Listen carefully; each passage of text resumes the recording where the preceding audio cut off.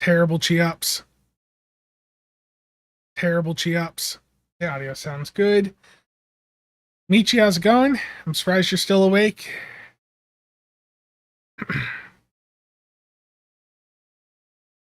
Voyager, Troubled Tribbles, how's it going?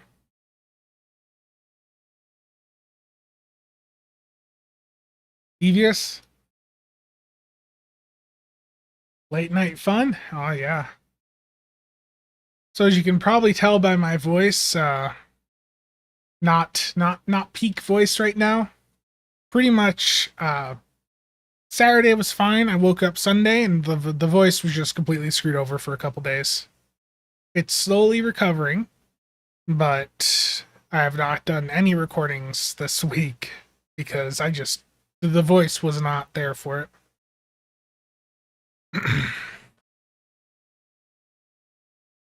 Dan, Martin, Gemini, Nick, Paul, Chris, how's it going? Dark Ghost.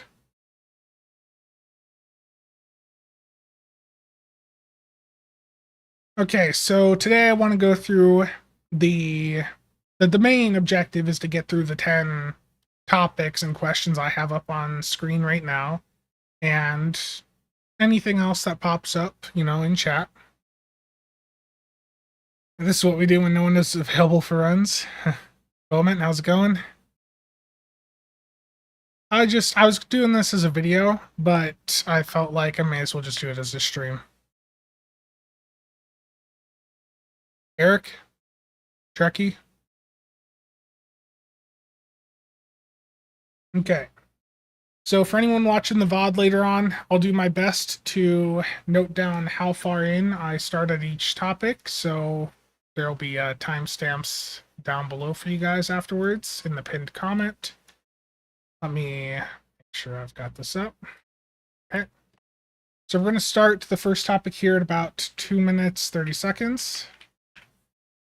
So the first topic is, what are my thoughts on the Unparalleled season so far? And we're going to break this up into like the 5 key components of the season, which is the mission, TFO, the alteration token, Infinity Lockbox update, and then the event. The mission I haven't played through yet, so I can't really comment on it, but I do know that the Dyson maps appear to have been, or some of the assets for the Dyson maps may have been revamped, remastered in the process of doing that mission. And my hope is that long term, we see that carried over into a potential update for the original Dyson Sphere Battle Zone. I think that map still has quite a bit of popularity. And if they could go in and polish it up and fix the mechanic with the dinosaurs so everyone can actually fight them, I think that'd be a good boost for the game. For the TFO, the Borg Battle Royale, it's like Sompek and Kobayashi Maru. I will not play this TFO outside of being forced to for an event. I've played through it a couple times now, and I just don't have any drive to go out and just go in and play that TFO repeatedly outside of an event. I might do it once to get the accolades, but it's not a queue that I'm regularly going to do. I have heard that the new mission is short, yeah. I've heard that there's a lot of cutscenes with it also. I haven't played through it. I want to record my playthrough of it and do some commentary with it, but the voice just completely went out Sunday. And it's just been a slow recovery in the time since. Yeah.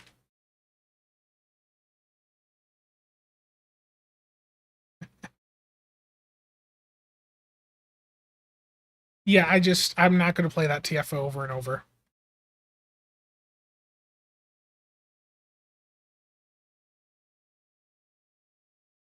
The Captain Alteration token, that was a big part of this seasonal update, and the fact that it was ripped out because of issues with it about 3 hours after the season dropped, that was a bit demotivating, and has deflated the impact of the season for some people, because a lot of people were really looking forward to that mechanic, and it not being here now for the first week has sucked for some people.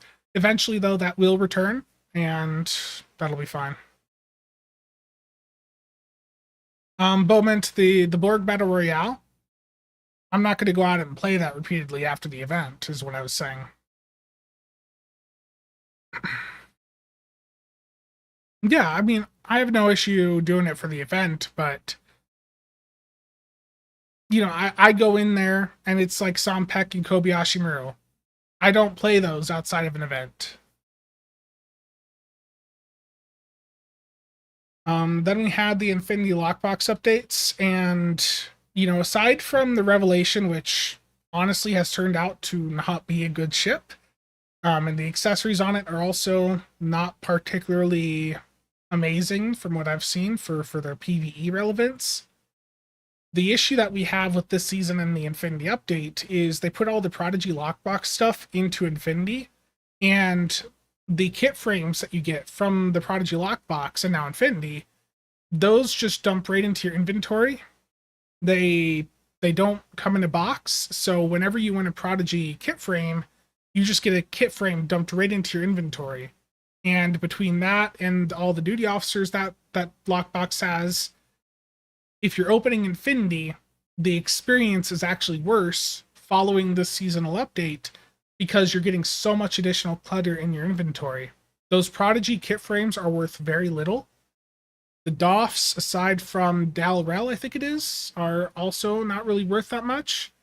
So the Infinity lockbox has actually degraded in quality, in my opinion, since this season update, because there's just so much clutter in there. Like I've said in the past, we really need more choice packs, and they just made things worse by putting the Prodigy stuff in. And it's going to continue to be worse as time goes on. Neojet, I'm a big fan of that mechanic. I like that there's solo tables on the new parser.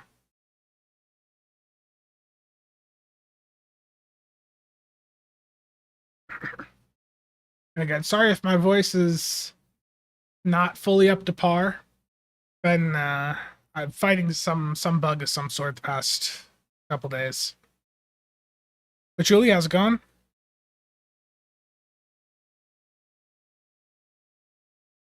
What's with the red shirt? It's just the first one that I grabbed. Solo runs are too hard for you, Chow? Terrible.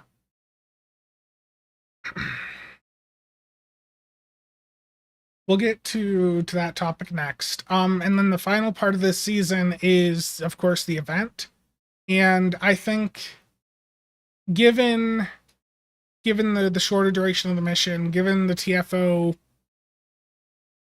I think once you've replayed it 20 times, you're probably not going to have much drive to go in and replay Borg Battle Royale a ton.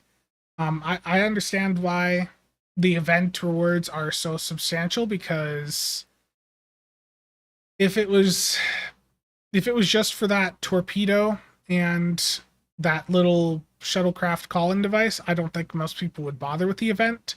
But with the fact that there's the Lobby and that epic token in there, the content's a bit lighter right now, again, because they are in the middle of transitioning to a new dev team. And the increased rewards, I feel, were just needed to retain players in the game, to stick around until the summer event starts up. Short, how's it going? Yeah, Eric, indeed. Where did we find a link to the new parser? Yeah, let me drop it in chat here. So I think there's some people on Windows having issues with this. Windows Defender, of course, just I think was causing issues for people. I'll put the link in chat.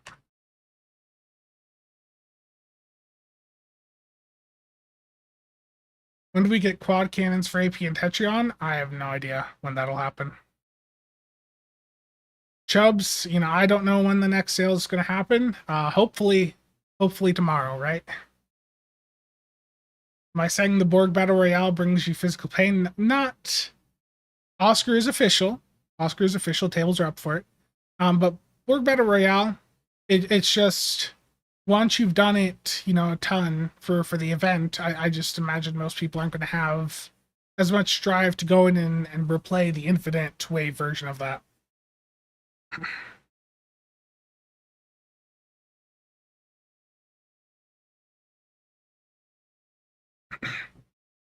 Okay, so the second topic is about Bordicus's return. So this is 10 minutes, 30 seconds.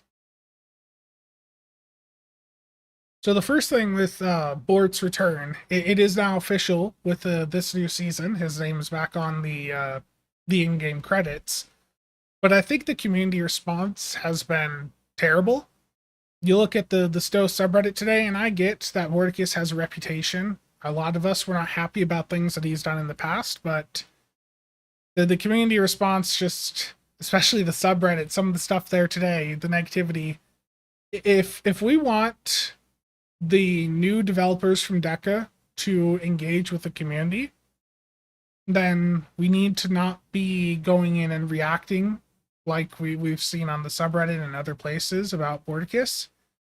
If I think there's room for constructive criticism, but just the downright hostility we've seen probably is not going to help community relations in the future.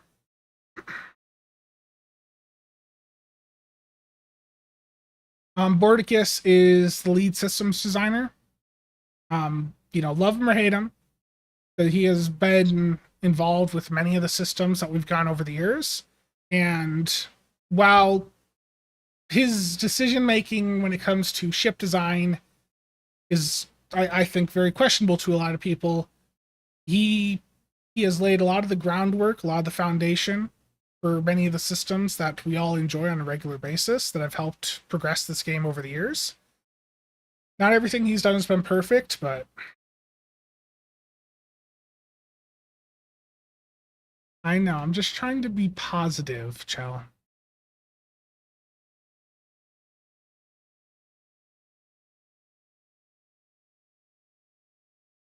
Yeah, the thing with Bordicus when it comes to like ship development is he's a former player.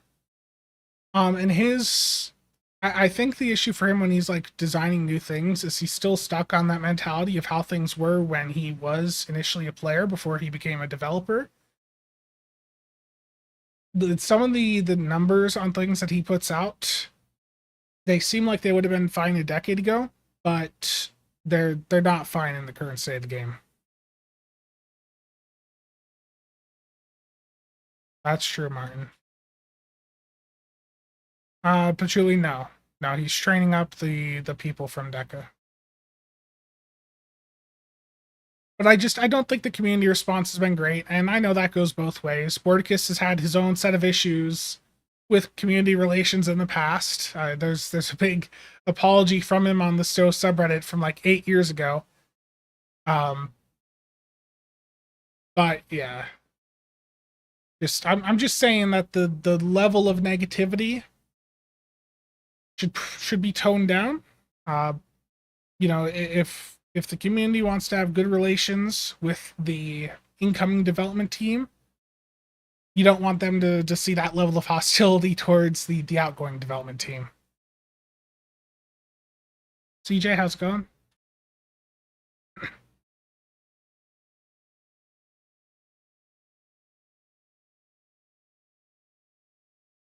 Yeah.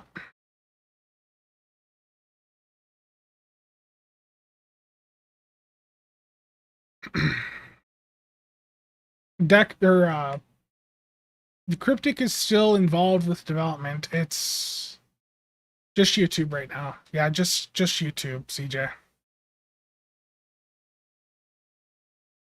All I'm saying is just I know been some bad back and forths, between him and the player base in the past, and I'm just saying at this stage, I just don't think it's helping anyone to have that level of negativity.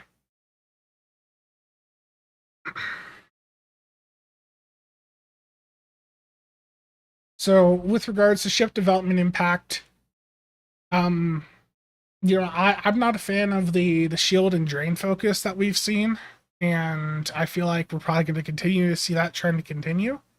I just wish that if Bordicus wants to go in and make shield and drain good, I wish that the values he would give were significantly higher. Instead of trying to do do it piecemeal over the course of like 10 ships or whatever.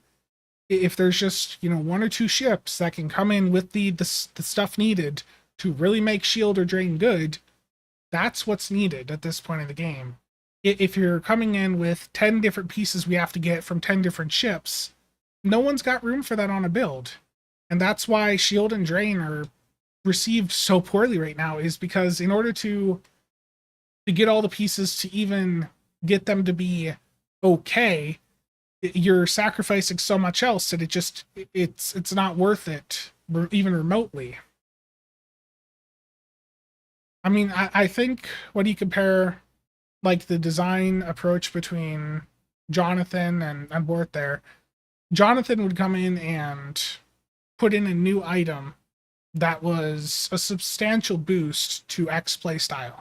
Like there'd be just one ship has this one accessory, and it's a huge boost that makes this playstyle really viable.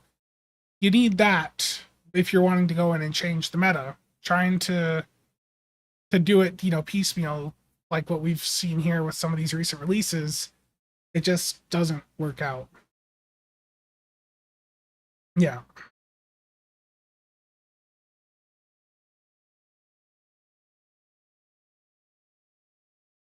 And the other thing with this topic is, should we worry about any heavy-handed nerfs now that he's officially back?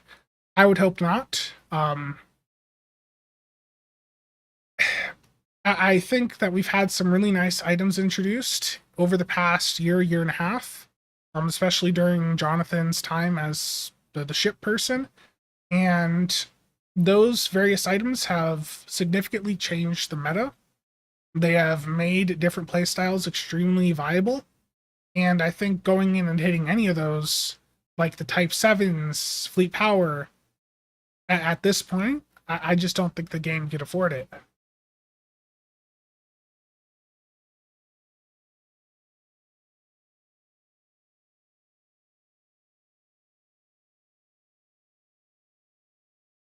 Oh boy.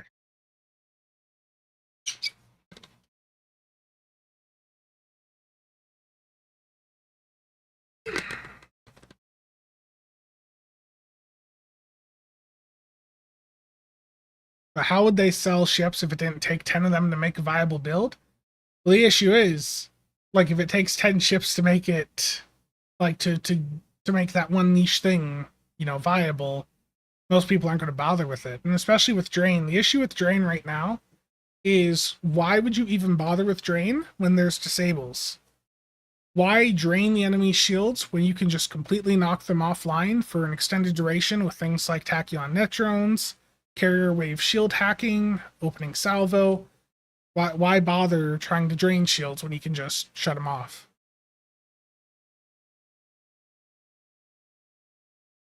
It's always been 5k, Chadwick.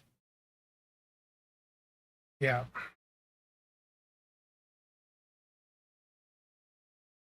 Yeah, they get it, Gary. I've mentioned that before. I was talking to someone recently that returned to the game, and for them, the thought of needing to do 3 years of catch up for the Endeavor system, it basically just pushed them right back out. Thank you, Viper.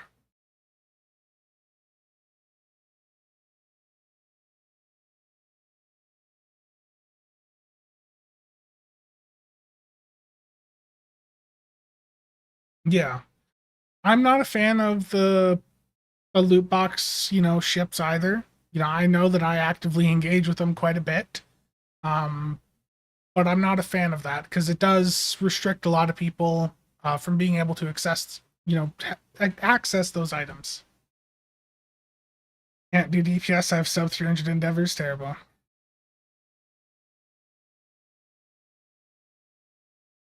Okay, let's go to the next topic. This is, has power creep gone too far?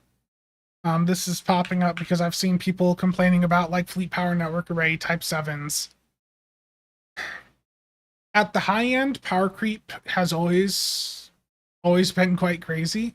People that understand, because of how large the skill difference is in this game, people that really understand the mechanics have always been able to Martin, 50 CasualSAB memberships? Damn, man. Thank you. Martin, really appreciate that, man. Oh, those aren't popping up. Damn, Martin. Martin, I appreciate that.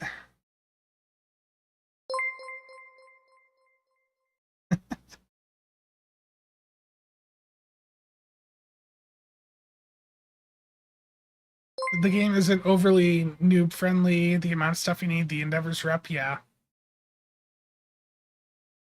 Catching up at this point for returning players sounds horrible. Yeah. That person, thankfully, happens to have a lifetime sub, so they came back to like 600 bucks worth of Zen, sitting there. But yeah. Oh, I am blocking it.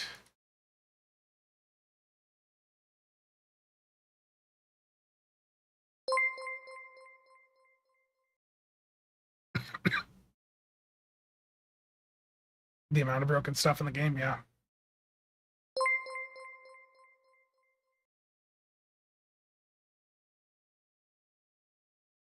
Yeah, smart and again, thank you, man. Okay, so has power creep gone too far?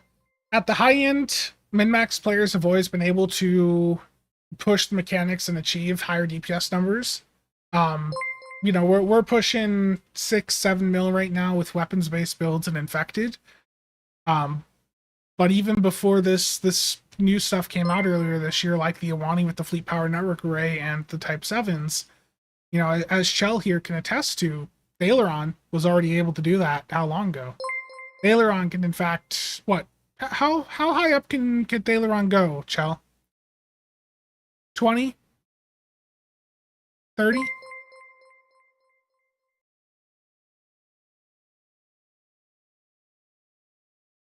Bad haircut. I haven't had a haircut yet. I almost shaved it earlier, but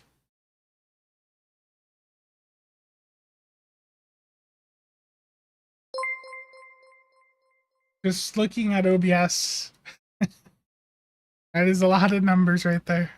A lot of members. But yeah, has power creep gone too far? I mean, high-end players have always been able to push the numbers. You know, when I go into random content or just like pug board queues, I see the majority of players still doing under 100k, so I would have to say no. The average player in this game is still not doing, you know, that much. The power creep that we have received has enabled someone to have a much easier time of being able to come in and get to a higher number. It's made things more accessible, but I don't think power creep's gone too far. I think if there's any issue with power creep, it's more the fact that there hasn't been a difficulty increase in the game in, what, 6 years?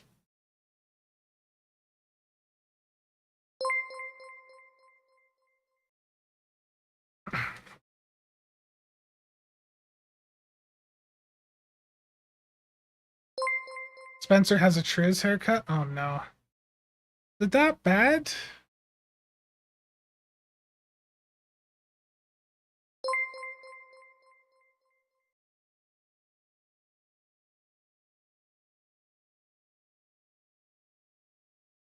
I mean, Captain Container, I would say that high value of that bundle does help people get closer, you know, quicker, yeah. I mean, the current record is even with the legendary Avenger.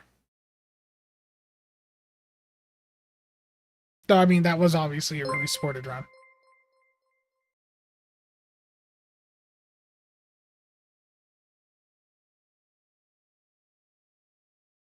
I missed Shiap's question. I'm gonna have to make a lot of room on the supporter slide now. Oh boy.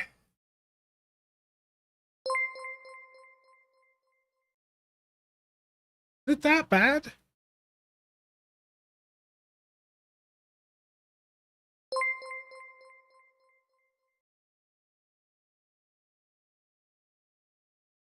Where's the disco bundle? Michael, waiting for that announcement any day. Sure, I get that, Eric.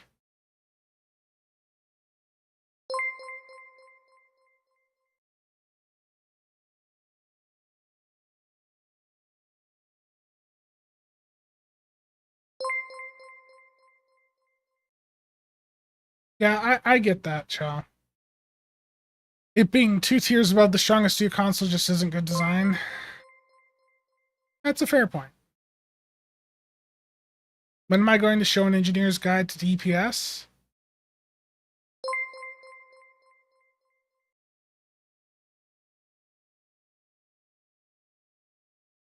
Need the refit disco? I mean, I still feel like that there will, be a disco themed mods bundle. I just think the timing would make sense for that. Discovery just finished. What better time than now to give us a disco, another disco themed mods bundle? Engineer playthrough when? We'll return to that next Saturday. Have they released the stats on the summer ship? No, they have not.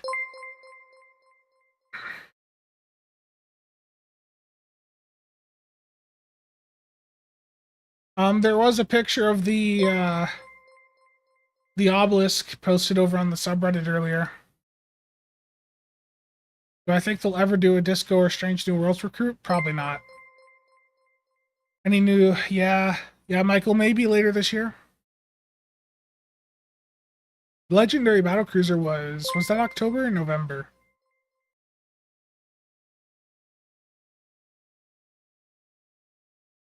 Yeah, I know, chaps. That thing is still going. Martin, 50, man. That's crazy.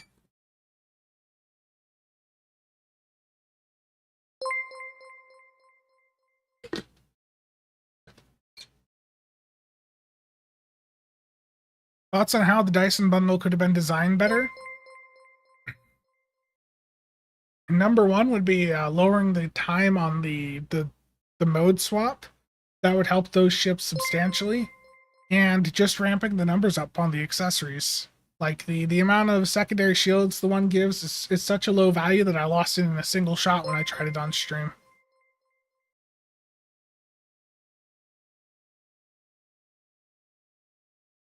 You're fine, Martin. Legendary Nebula would be nice.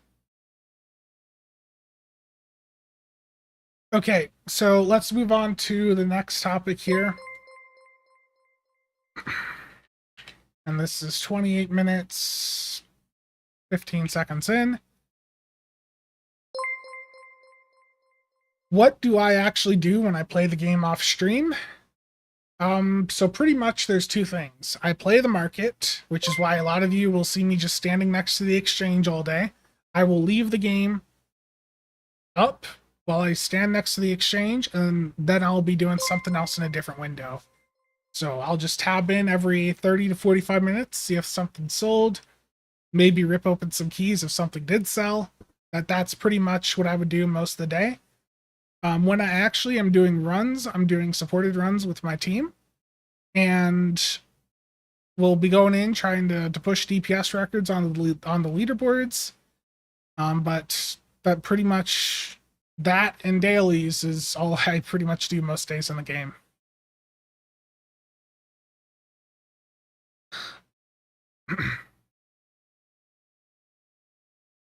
Dan, I very much hope that the obelisk, the tier 6 one, is not also a 3-3 engineering carrier.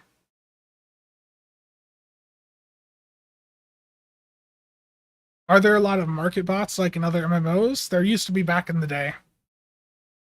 I really screwed a bunch of them over when the Infinity Lockbox was first introduced. People didn't know about it right away, so I was able to go in and sell a bunch of items like Plasmonic Leech consoles, Chemosite, for a very high price, and the bots were just auto buying them. And that was back when Infinity first came out, so that they were dropping like crazy. Basically, opening an Infinity Lockbox on the very first day it was introduced, you'd on average be getting enough VC to go out and pick up another 2 to 3 keys. Like, it was legitimately nuts.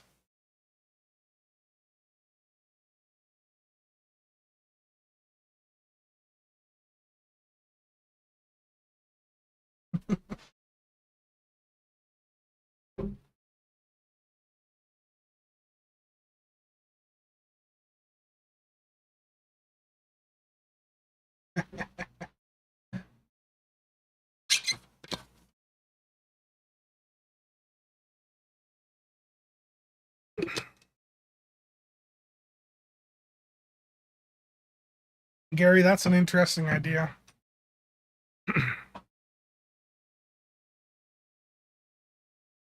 Okay, so the follow-up questions that I had here is why don't I do more videos on supported runs and why don't we stream them? So I've had questions about the second one there, but the reason I don't do a ton of videos on the supported runs nowadays is because that environment is something not accessible to many people in the game, and I don't want people investing resources into stuff that is specifically set up for that supported run environment anymore, because the majority of people that will spend that much will never get into, those types of runs. If I'm going to give someone a build, I want to give them something that they can use in a more traditional environment like a pug or a channel run. I'll still have the supported builds, up there for people to see, like on the Discord. But I think, let's take Thaleron for example. The reason I never really covered Thaleron is because it is such a difficult thing to pull off to get an actual successful run with it, that there's double digits amounts of players in the game that are able to even be in a team to do stuff like that. And you need builds in there that are just so hard to set up and practice with that. Yeah, like Chell just said right there, not even meta players besides Game Freaks replicated it at the time, and it was completely documented. So to me, it just didn't make sense to go out and talk about some of those really high-end, very niche things, because I feel it would have been irresponsible to have promoted something that there's no way anyone would be able to go out and actually get a run with. Like, going out and promoting Thaleron without having huge disclaimers on it, I just felt would be like an irresponsible thing. And that's how I've started to feel about some of the other supported run stuff, because there's so few people in the game that actually do stuff at that level, that when I'm doing content, I need to keep that in mind and focus on things that are going to be more realistic and reasonable for people to replicate.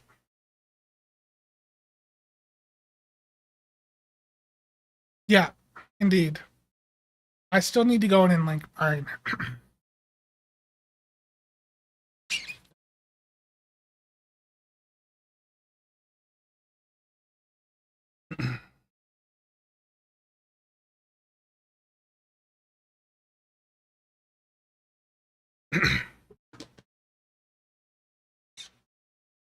we we can, yeah, like Chell said, they can be linked in Oscar, so people can look at the VODs of the runs.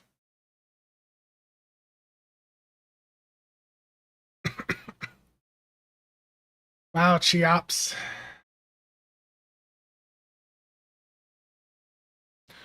Where are the bots milking now for dilithium? Like I've said for a couple years, there are bots that are doing Admiralty, and I know that there's some legitimate players that also farm Admiralty quite a bit, and I think the only way Cryptic can address that specific issue is by going in and hunting accounts that are getting all their dilithium from Admiralty. But there's also, I think, bots going into like the random system, though that seems to have slowed down after I called it out.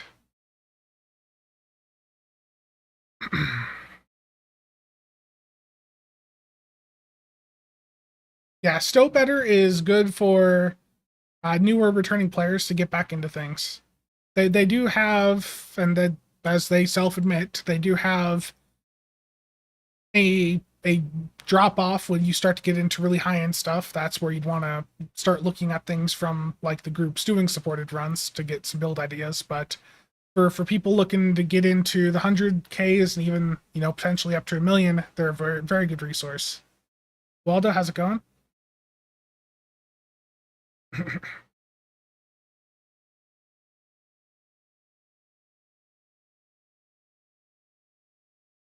solo builds are more relevant than ever with random elites. Yeah, indeed. I want to get some more build videos done at some point, but I have other priorities right now to get through. I need to redo my event campaign recommendations. I did a version of it 3 weeks ago and I wasn't happy with it. So I need to break that up and still get that done. And I have a couple other like best of videos I want to get done.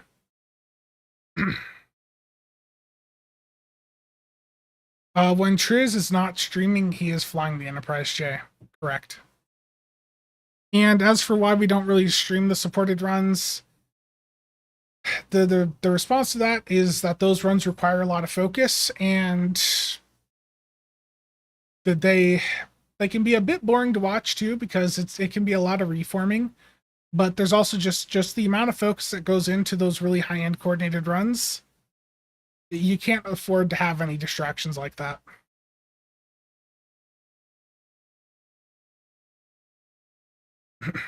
And also the language sometimes is not stream appropriate. Let's leave it at that. So the next question here, and this is 37 minutes in. In supported runs, how much work does the DPS player actually need to do? Can everything truly be offloaded onto the supporting team? The DPS player still has a massive skill requirement in any of these coordinated runs. I saw some discussion pop up recently about how everything is offloaded onto the supporting team, and that's not true. The supporting team is creating the opportunity for the DPS player to achieve a high number, but at the end of the day, it is up to the DPS player to take advantage of that and push things as far as they can. And that's why, you know, when we do any of these high-end DPS runs, whether it be solo, coordinated, or whatever, you go in and you do a lot of practice to figure out where you need to activate things, where you need to position, things like that. You can't just go in with a supported team and expect to get to the top of the table. There's a huge skill requirement for every single person in there, including the DPS player. So to say that the DPS player doesn't need to do much is a very inaccurate statement. Play Thaleron to offload the work to the team, but even with Thaleron, you have to get the activation sequence down, and you have to nail the positioning, the timing, make sure you've got your combat time. Like, there's still some stuff going into it. You can do DPS, yeah, you have to not play, and you can't chase DPS like right after a new event starts. You have to wait like a week or two for the servers to become a bit more friendly to you. But yeah, if you're patient, you can still deeps.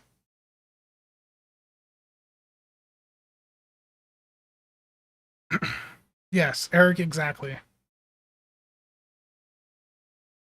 Question 6 here, and this is 39:15 in.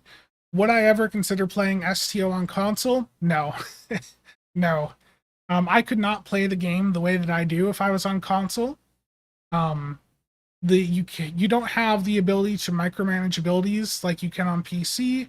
You can't parse things. I mean, if I was doing it for a challenge, you know, if I was setting up another funding goal and doing that for a challenge, then sure, but ultimately, I think that the console interface and all that it's just too restrictive. I could not achieve anywhere near the level of performance I have on my PC account. Even if I was over on console with the exact same account, I would not be able to get anywhere near the same level of performance with the majority of builds I like to run. It just wouldn't be possible.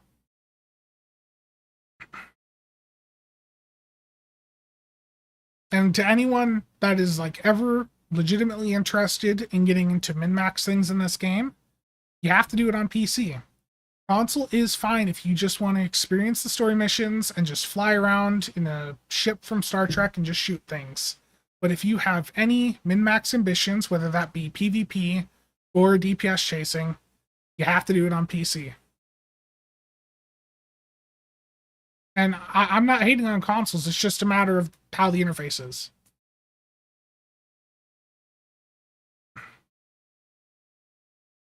Okay, so I have 2 questions here from Giant Dutch Viking, and these are 41 minutes in.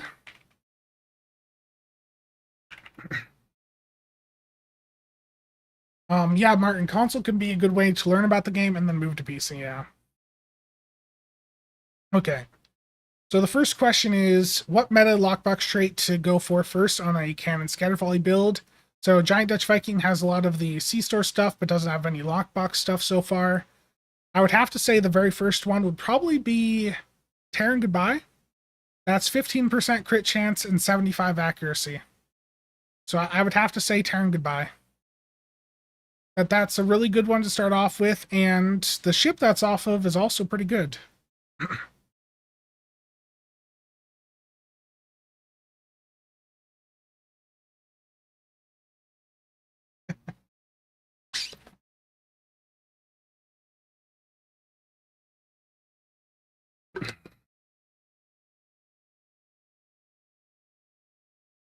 Any thoughts or tips for reporting major console bugs? Follow the format that Crine has up on the forums. Let me see if I can find it.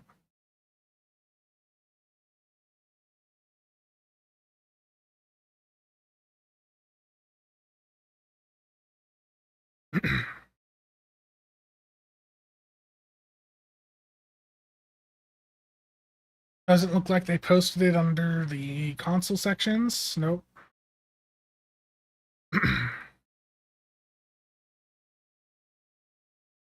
Okay, so if you're running into issues over on console, so what Giant Dutch Viking asked here is any thoughts or tips for reporting major console bugs? They don't have this posted under the console section, but I would copy this format and make a bunch of forum threads for each of the issues that you're running into. Because if you don't do that and you just are reporting these things to them on like Twitter, Reddit, whatever, they're not going to listen. They're basically going to ignore you. If you post it to the forums following the feedback or the format that they have here, it's not guaranteed that they'll see it. There's plenty of things that get reported that never get dealt with, but I mean, I feel like that would probably have a better chance.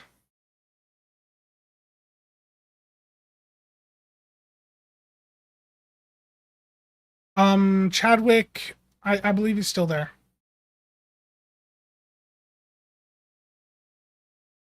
Do I think the Skydance business will have any impact on STO long term? I don't know. I don't know yet.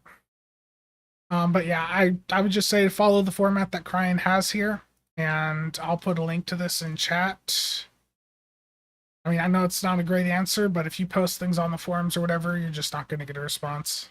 Or on Reddit or Twitter. I mean, if you post it on the forums, it's still probably not going to get a response, but it's better than not.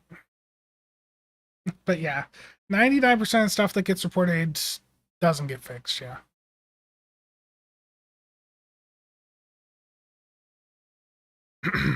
Okay, the next question is from Darth Dragonborn. And let me get the timestamp in. 44.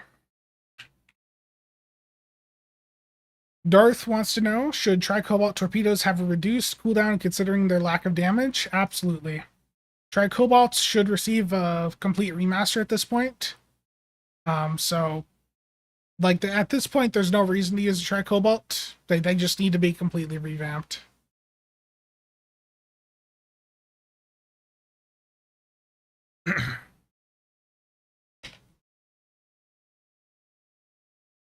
Okay, next question. Wow, I can't English.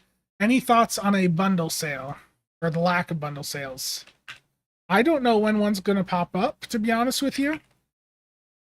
I've been hoping for one for a while, and at this point, I don't get why they haven't run one. The only reason I can think is because they know that most of us will skip out on buying bundles right away because we knew in prior years that there would be a bundle sale not long afterwards. And I think they're trying to get us out of that mentality. I think they are trying to get us to a point where we are just willing to buy the bundles with the initial launch sales rather than waiting. That's what I think there. And yeah, transphasic torps are also very underpowered right now.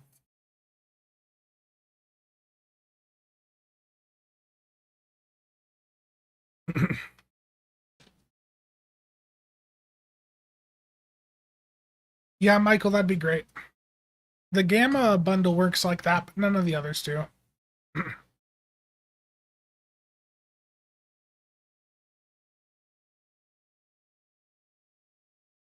Even if Transphasic and Tricobalt had Maelstroms, they'd still probably not be that great. Oh no, they just both of those damage types are from the early days of the game, and they've never kept up. Especially Tricobalt got nerfed super hard. Geistwolf, how's it going?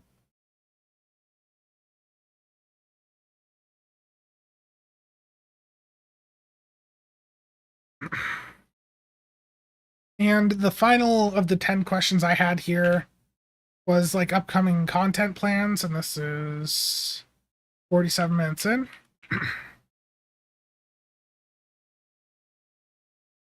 So I want to get some best of videos done here.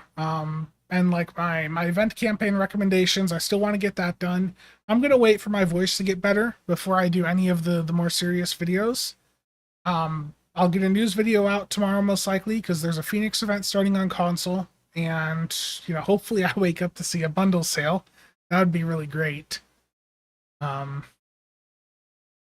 yeah, I'll get a news video done tomorrow, and then once my voice is better, the big videos I want to get done are like a 2024 meta update that goes over all of the recent things that people should know about and start including on their builds.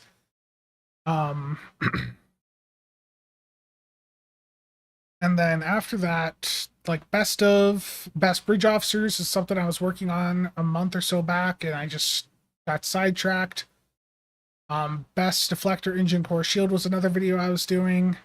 I've got a lot of best of videos, the event campaign recommendations, and then like that meta update. That's going to be the main priorities this month. Michael, they did put new stuff in it last year, so they have put in like one or two new items a year, but they're just not ships. It was like just random ground weapon stuff like that. I sound like Joan Rivers. Yeah, my voice is screwed. That's why there's been no videos. Like I woke up Sunday, my voice was like this. Well, it was worse than this, but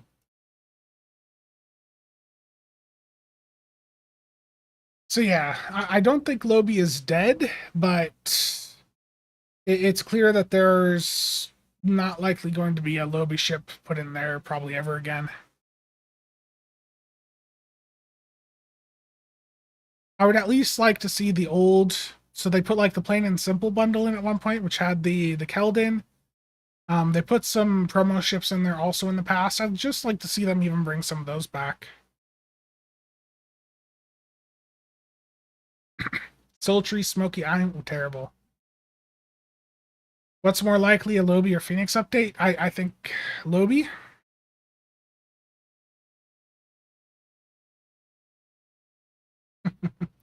Get a modulator and act like your mirror persona. Terrible.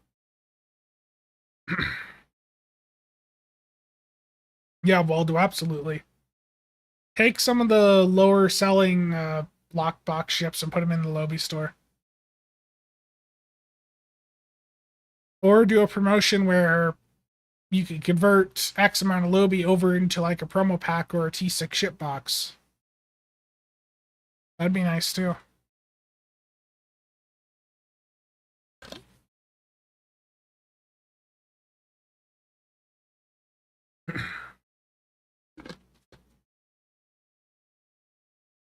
The plain and simple, yeah. And I know this doesn't matter for most of you, but someone did ask me when I'm going to do some more O game content, and I need to figure some things out with O game. But honestly, right now, I would say even though I'm an affiliate of theirs, I have some ethical concerns about promoting the game right now with how some of the current things are.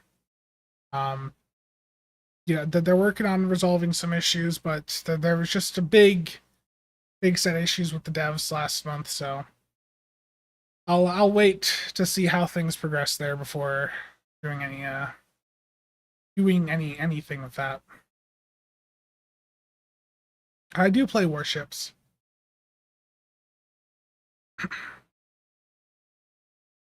Yeah, O game is a browser game. It's one I did a couple videos for a long time ago.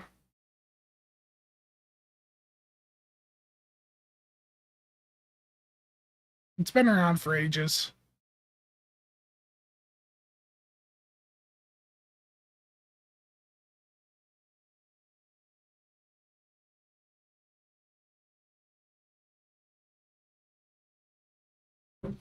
This is the drop custom 80.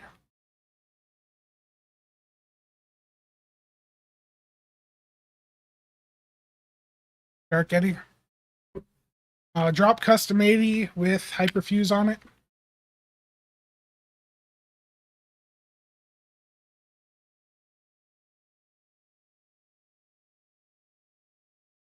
Yeah, that's nice. I'm not a fan of the switches though, but I can change those out.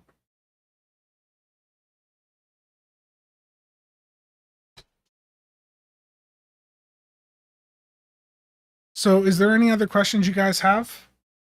Because those are the main ones that I had here for the main topics.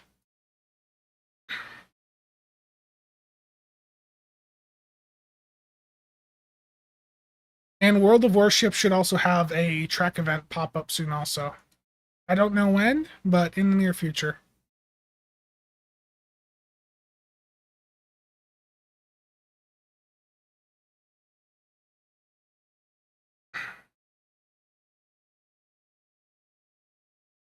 Have any cryptic employees been hired by Deca? Not that I've heard.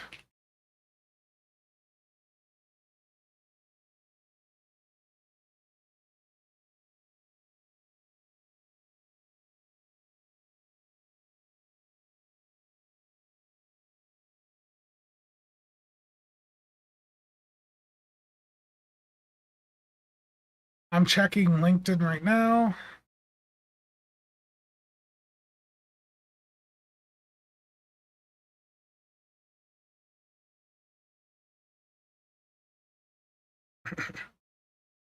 I mean, I hope that we'll get a bundle sale soon. We're supposed to get a new Muds bundle this month on PC, so it would make sense for there to be a bundle sale before that.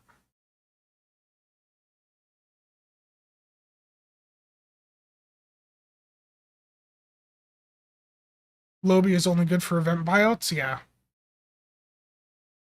Um, I have bad news about Viridian Plasma. I love the visuals of Viridian Plasma, but we actually had to swap off them. We had to swap off Viridian Plasma because we found that the travel time is slower than other cannons. And as soon as we did that, we all started to see higher DPS numbers. Cheops shot up from 3.2 million to over 4 million just by swapping off Viridian Plasma over to Crafted Plasma. Apparently, as Game Freaks told me, Viridian Plasma has travel time.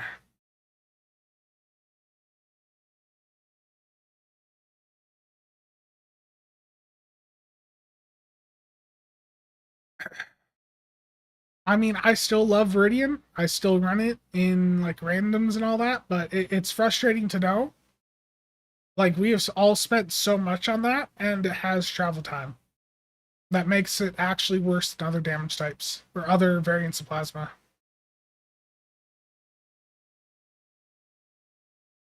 Very frustrating.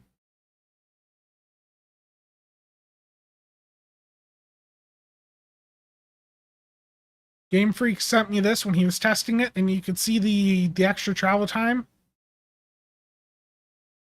Just it was when we learned about that, we all were very, very happy. Viridian's still fine. It's more in this like really high-end deeps environment. It just, the slower travel time hurts it. You can do whatever other type of plasma you want. Like I said, Cheops went to crafted. Chell was on ultimate, and I decided to try ultimate out also, and I've had success with that. I am not running pen on the high deep builds anymore because of how much debuff we have from the type 7s.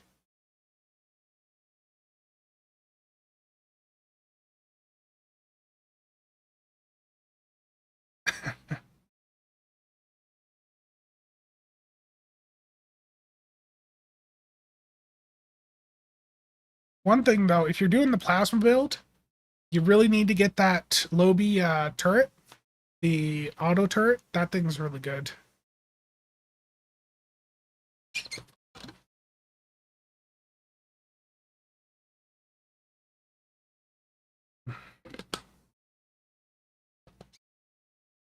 Suckbox is that's one of the disco kit modules. I forget the name of it.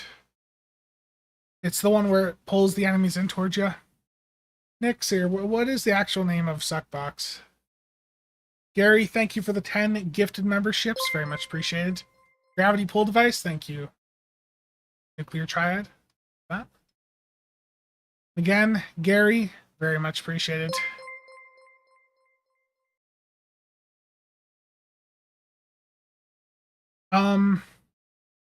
The pen modifier is good when you're like a brand new player that doesn't have anything. And it was good prior to the type 7s because there was often in a pug or solo environment, you didn't always have a ton of debuff. Not everyone was doing cold-hearted, sad, and all the debuff traits. But now that type 7s are a thing, they brought in so much debuff that you're hitting that like 130 to 140 debuff point where pen loses value. Or loses out to a damage or crit mod. So, yeah. Drink tea with honey a lot. Yes.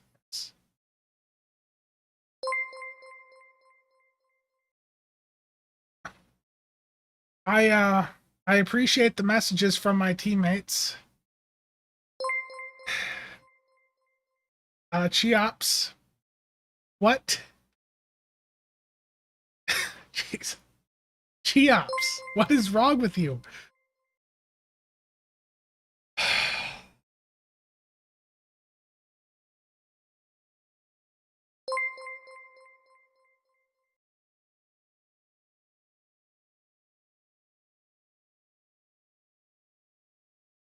Just a damage or crit mod. I usually go down a crit damage for the epic mod and then damage for all the other modifiers.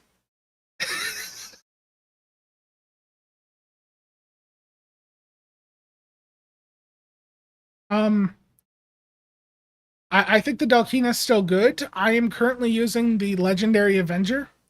With the really high-end runs, with all the haste, we started to have issues with the Dalkina, but I think for random content, solo stuff, the Dalkina would still be my preferred platform. Yeah. So Michael, I'll type it in. Yeah, I usually do crit D damage times 4. That's usually what I would do on weapons right there.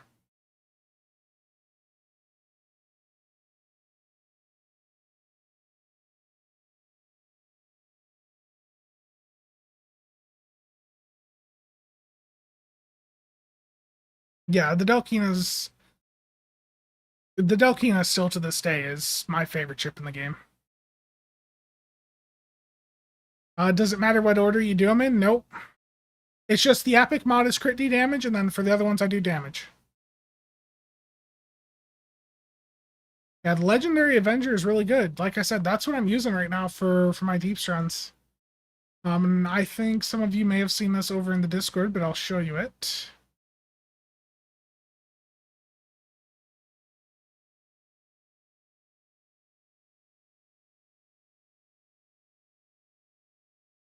Okay, I'm gonna turn the webcam off for a minute. This is my current record with the Legendary Avenger. And a big thing too, if you're doing the active temporal surge, you have to make sure you deslot the trait prior to entering the map and then reslot it upon entering. Otherwise, it'll have a 2-minute cooldown. So I think I put it on. I must have did it like right when I got in. Okay. So you see right at the start of this video, I go in and I slot the trait. It has to be fully off before entering, otherwise it has that cooldown. It's really stupid. And then I had some consoles on here that I swapped out at 10 seconds left on the briefing timer so that they would be active for the start of the run. But I still had my ISOMAGs.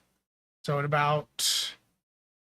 at 10 seconds, I'll hit M6 and enhanced induction coils. And then I take them both off and get my ISOMAGs back on.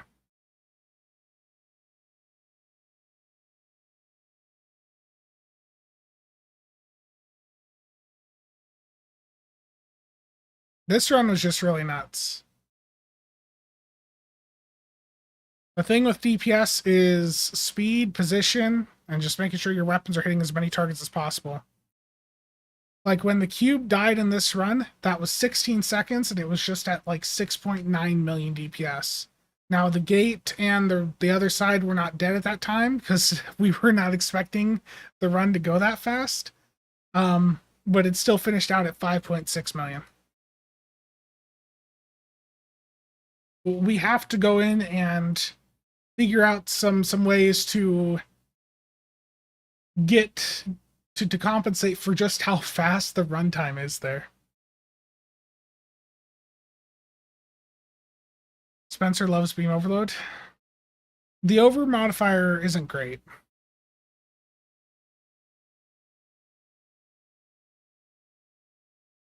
Oh no, it doesn't matter what mark you do them at, Michael. I don't think the over modifier really matters too much. I've always found it to underperform. I used to run a full set of over weapons just to mess around with, but I end up dropping them. I think you're better off with the crit deer damage.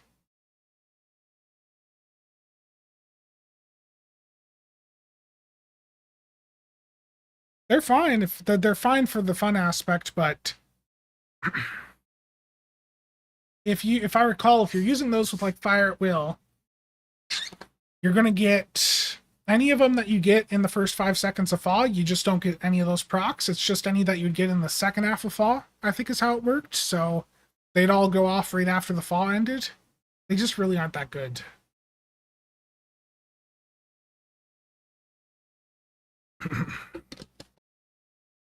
The delta is just about the crit stats you can get on it.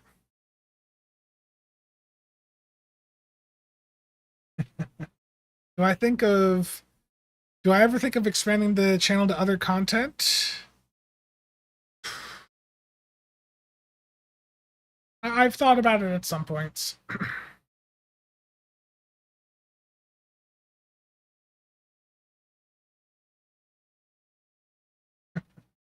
Cheops. Yeah, Fall and CSV are much superior to Over and Rapid, yeah. Frontier Kit Horizon, I think the Frontier Kit is predominantly used on like support ground builds, if I recall. So I think the Ryza one is probably what I'd just go for most people.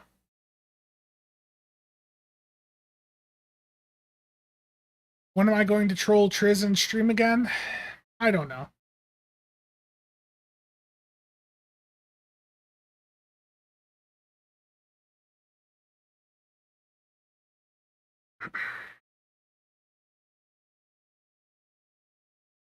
Be Radical, I actually just got my Lobi crystals back earlier today.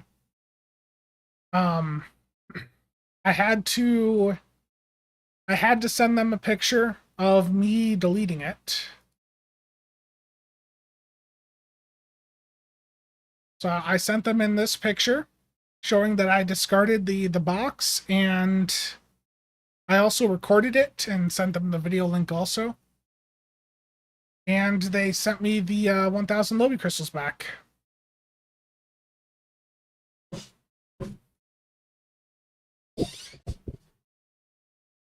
They did say that this was a one-time courtesy, and they won't do it again in the future.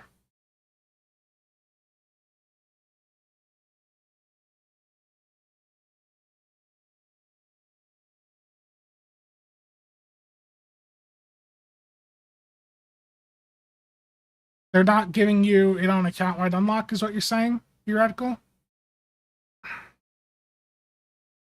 You've opened the ship on that character, and it's not giving you it on other characters?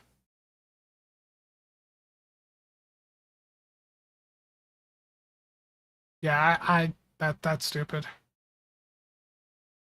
I'd be like, if they didn't want that to happen, then they shouldn't have re-enabled it. Like, that was an oversight on their part.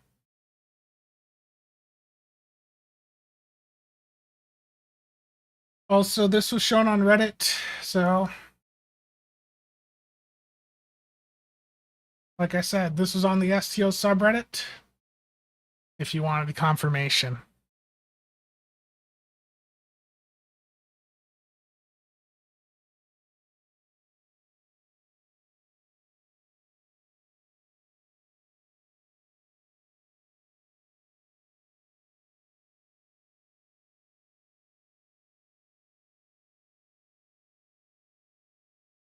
It's the obelisk. Yeah. I'll post a link to the comment that was under on the chat here momentarily.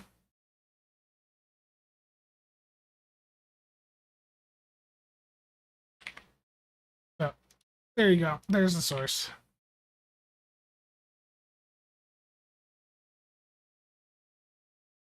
Is there any way to get their attention so they will take this seriously? I would say, well, what are they saying to you in the support ticket?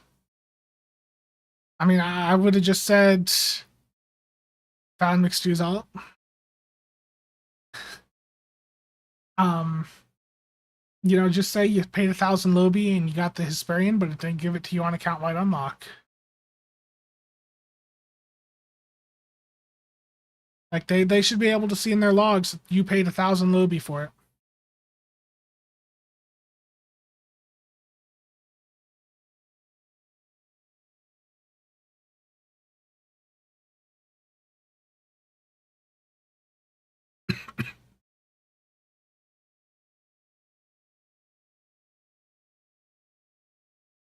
Yeah, Gary, I got one too on my main account.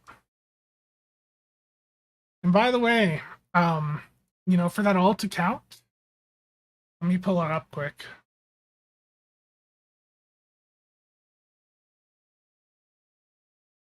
We were talking about how people buy the bridge officer manuals. This account's made a couple million so far just by going in and selling bridge officer manuals in the time since that stream. It's sort of funny to see.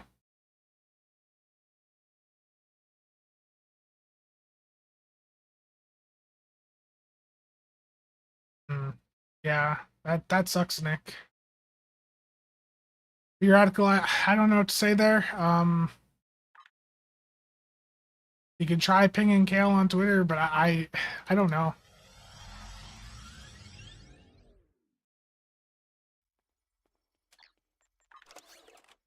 Like, I don't even think the support people I talk to, you know who I am, so I don't think the YouTube channel had anything to do with it. But yeah, this account has now 2 million EC. It actually had another million the other day.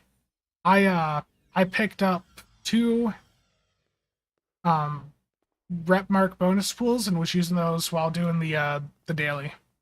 Because I've just had this going with my main account for the daily.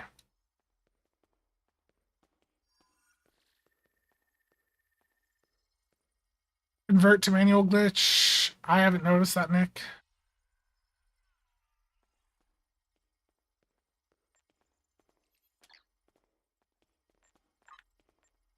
Like, look at these mails. I know I'm blocking the screen. So It's over.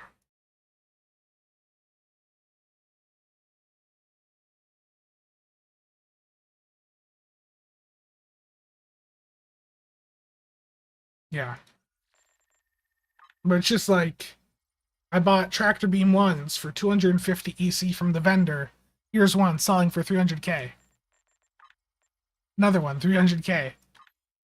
300k. Like, it's just getting EC can seem daunting for someone really early on, but like just the bridge officer manuals here, it is really crazy just how much you can make off that.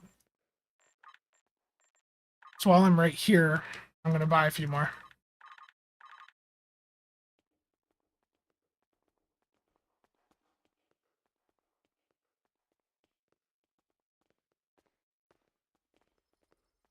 Yeah, when I'm in the same boat.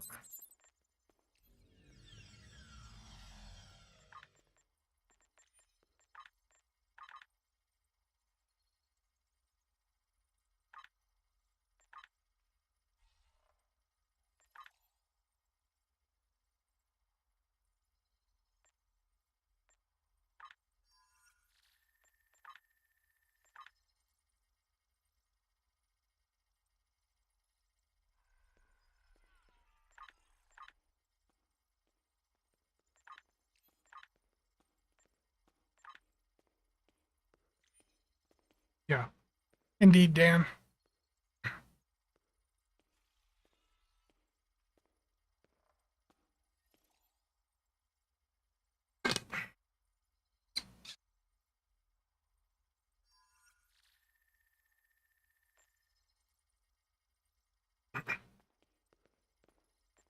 Oh, maybe you see when I started, yeah.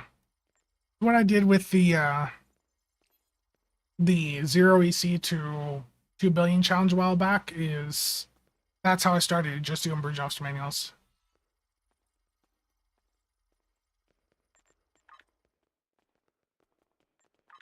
Yeah, the Deluxe is not great. 3.5 million now. Well, hey, I've got enough to rip open some Phoenix packs, give me some upgrades.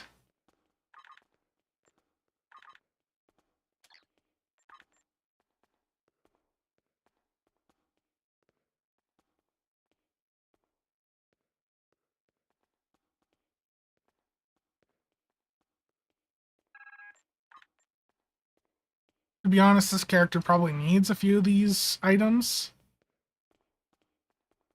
I'll probably look at this a bit closer on the stream this weekend. I definitely need Emergency Con hologram. That thing's just handy. Neil Falconer would be good for doing Borg stuff. Admiralty card's going to be really valuable, actually. To the VSS here.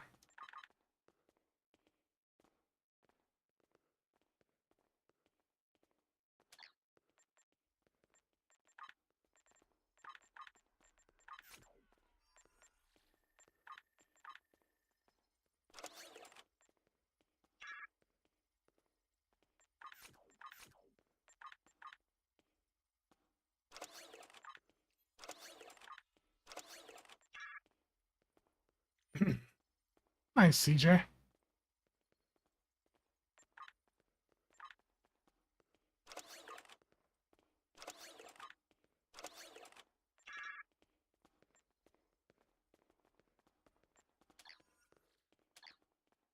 I need some more ships, too. The EC I'm getting, I'll probably use to buy most of the, like the cheap mirror ships and all that.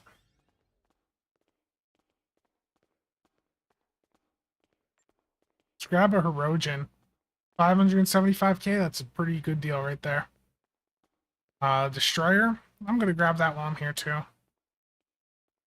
Like, I just got 2 T5 ships for 1.5 billion.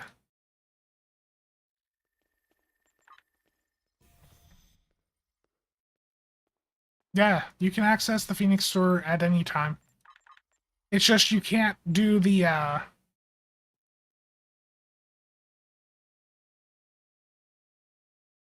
you can't go in and get the ship upgrades.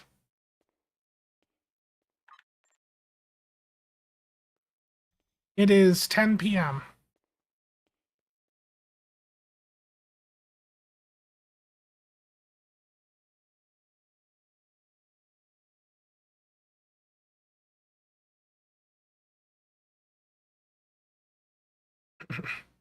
Mike, it depends on the hanger pets. Some pets get worse with higher rarity, some pets get better. Which pets are you using?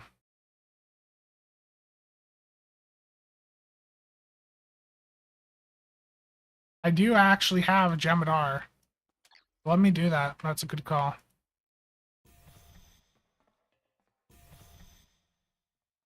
10-14 now.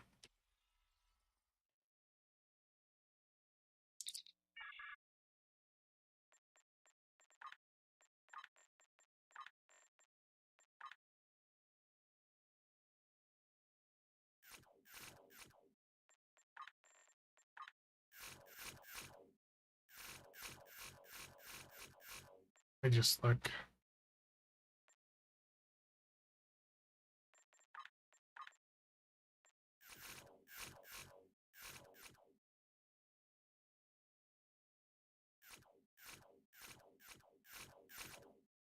At least I think I have a Jemadar on the account.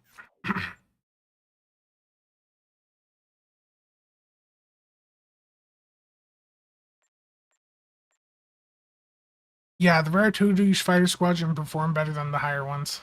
So yeah, just stick with that. E5U.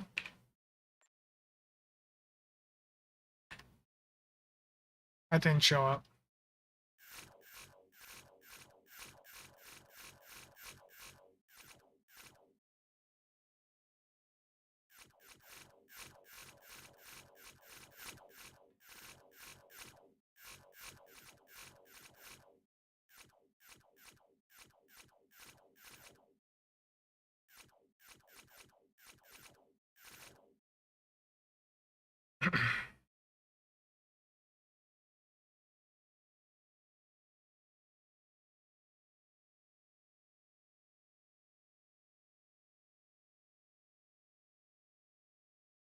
Swear this UI never works. Yeah.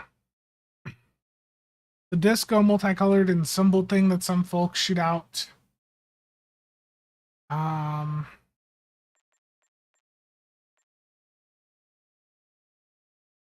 yeah, Eric, I am. Yeah, upgrade the frigates.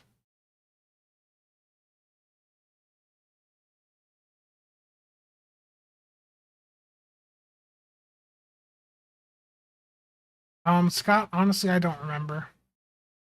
To be honest with you. Um, no, I don't. I don't see anything, but they have like character problems or whatever. You can still get help that way. I believe they do, Paul.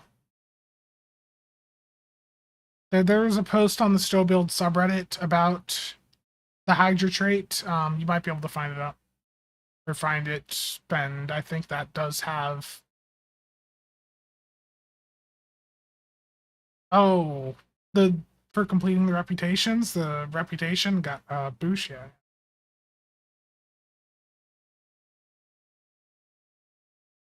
Yeah, when you complete the reputations, you can shoot those out on like social maps or whatever. Gotcha. Yeah, that or the what Nick said there.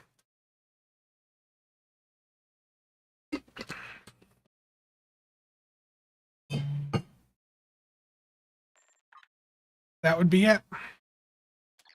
I bet this character doesn't have cross-faction flying unlocked.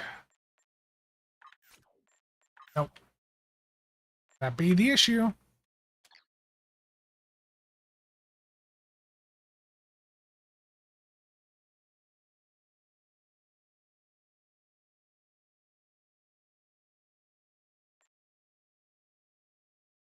Need to get a Klingon on this account, get that for free.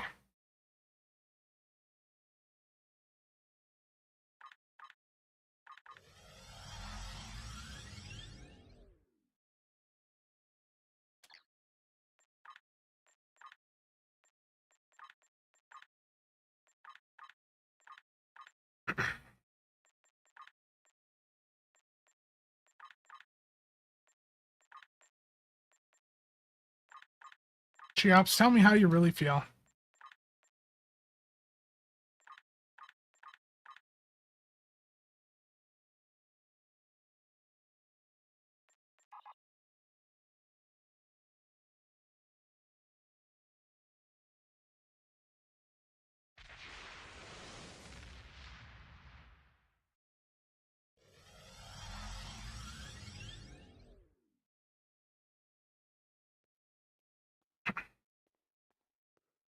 Or so you're talking about the reputation flourishes like this?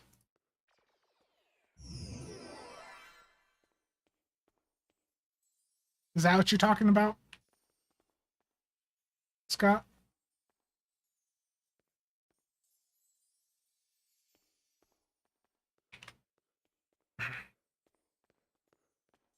Yeah, that's just getting tier 6 in reputations.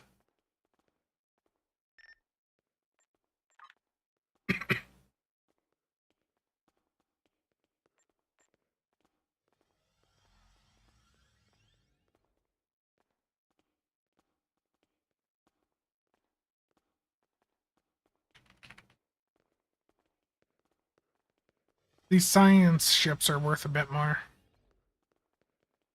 Where are Watchers at? Watchers are dipping in price. I don't like it.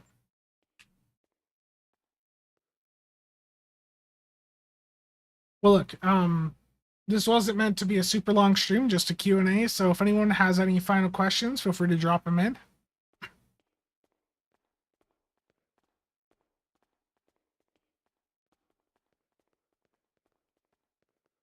And if you have any questions you want to ask for the next Q&A video, my voice will hopefully be better by then. But you can drop them either in the monthly Q&A channel in the CasualSAB Discord or in the comment section down below this stream once the VOD has processed. No alteration yet? No, the alteration token is still disabled. I don't think we have patch notes for tomorrow yet. Let me check.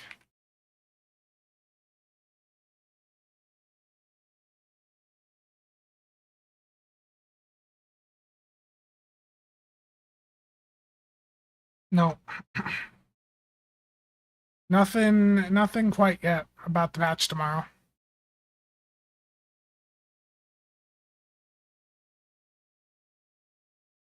Well, Damo, it's not the rarity that matters. It's what traits do your existing bridge officers have?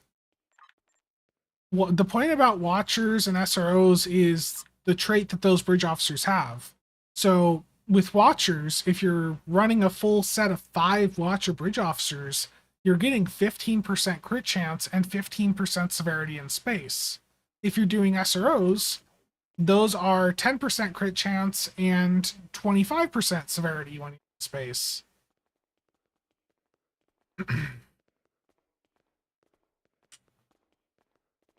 So it's more about what buffs do the bridge officers you currently have, you know, how do those existing bridge officers you have, how do the traits they have stack up against SRO or Watchers? I heard he did an Everwinter stream, Chadwick, and mentioned that there was unlikely to be as many Stowe streams because he can't get people on.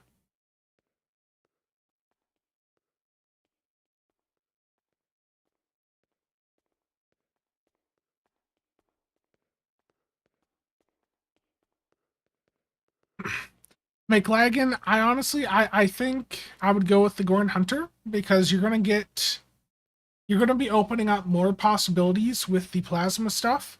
The World Racer is a great ship, but it doesn't do anything that you can't already do.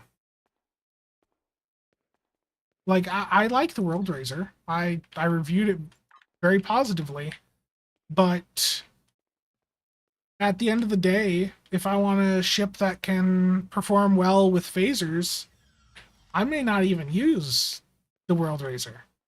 I'm more likely to use something like the Legendary Avenger because that's going to be able to get some more isomags on it. It moves better. It just has a better layout for boosting energy weapons than the World Racer. Documents, how's it going? Yeah, the Gorin Hunter, I feel like that really unlocks so many possibilities. You'll have to fly the Gorin Hunter to get the trait. Yeah, and the Gorin Hunter does suck to fly because of the spinning, but I think it's worth it.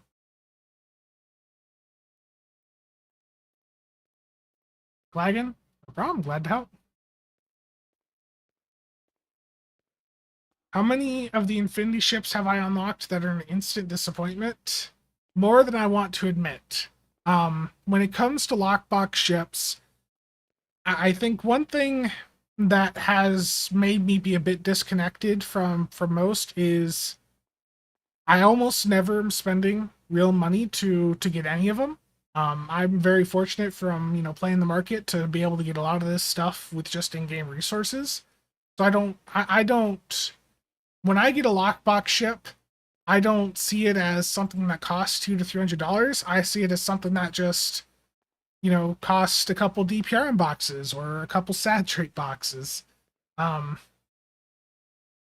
so I have a little bit of a different perspective on them. But even then, I guess there has been a few where I've gotten them, I've opened it, and I've been like, man, that was a waste of resources.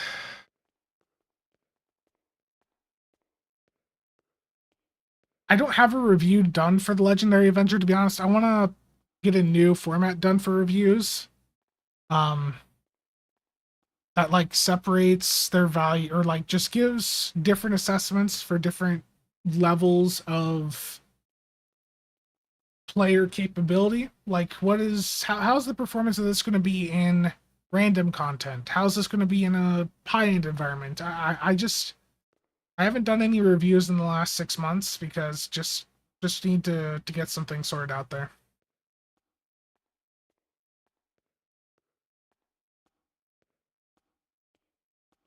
But the Legendary Avenger has a really good trait on it, Ship of the Line, which is up to 50% crit D. And the Bordeaux also has a really good trait on it, Thirst for Battle. But Ship of the Line here. Ship of the Line, if you're doing most, with most builds, you're chaining immersion-powered weapons, immersion-powered engines. And if you just do that, you'll get 4 stacks of Ship of the Line after a couple activations, and that's 40% crit severity.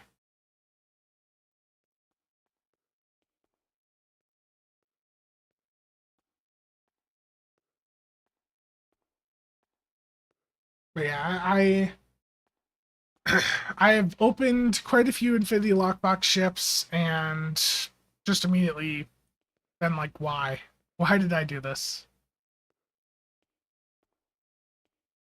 Same for some promos. Or I bought something and then immediately was like, this isn't going to work for what I need. For instance, the Marion. We didn't end up using the Marion for side nuking in the high-end runs because we found that the speed had gone to a point where the only viable platform we currently have is the Silic. That's why when you look at like those really high-end runs, pretty much the entire support team composition is all Suliban Silic. The supports in the Suliban Silic, the side nuker, and the gate nuker should be in Suliban Silics. Except Steven with his scimitar.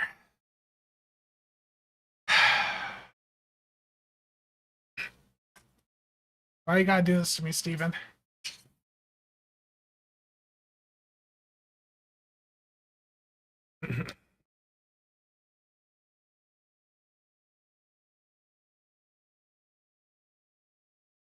How's the Zenkathi carrier ship? The Zentar is fine.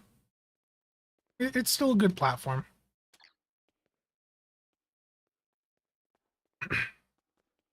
It's American Worker Command, so it does work. It is a bit more suited for like a tort play style, but you can still do energy weapons on it. Okay.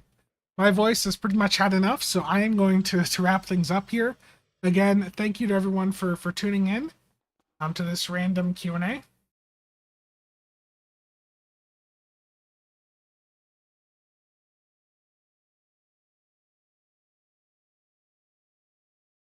So again, if you have any questions you want me to go over in the next one, put them in that channel in the Discord or leave them as a comment down below the stream.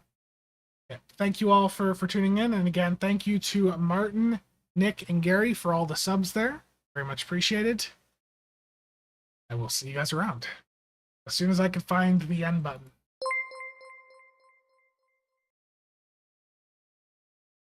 I did. Martin, Gary, and Nick, all with heaps of subs there.